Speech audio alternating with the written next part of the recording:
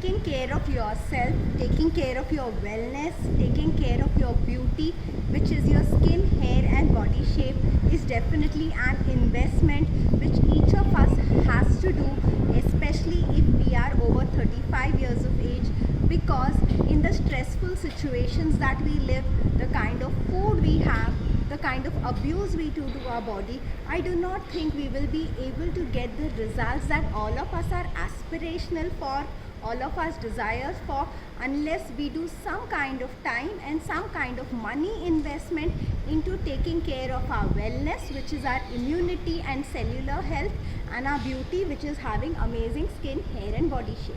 So my question to you was, how will you take care of this, and what kind of investment, what percentage of your salary will you invest in making sure that you have good skin, hair and body shape? So the answer is very, very individual, because we are all allowed to prioritize the way it suits us, the way we align to what is important to us.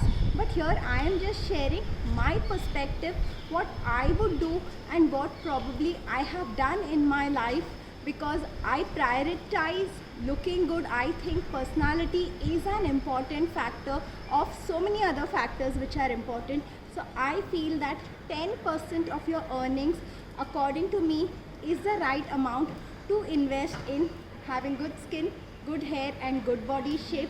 So 10% of whatever you earn, you could invest it in skin products, vitamins, hair products. And if 10% is too less, because it's not necessary that you will get, everybody has different needs, not just what they desire but what is prescribed to them. If it doesn't fit into that 10%, then they can start with just one system, because when one system gets significantly better, then the investment on that system will get much lesser. For instance, if somebody is having extreme hair fall and has to invest the entire 10% on the hair fall, definitely in 3 to 4 months of good quality multivitamins, the hair fall is going to significantly come down, and then repeatedly buying those multivitamins may not be needed.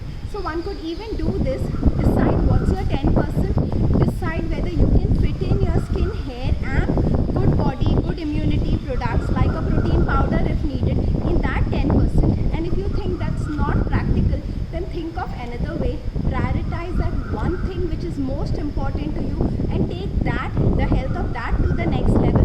Then you can prioritize on the other and then the other, and then finally you only have to maintain, and that will definitely be only 10%. I can explain this more to you as we meet for a one-to-one consultation or have a telephonic one-to-one consultation. I hope you can resonate with the way I have decoded it.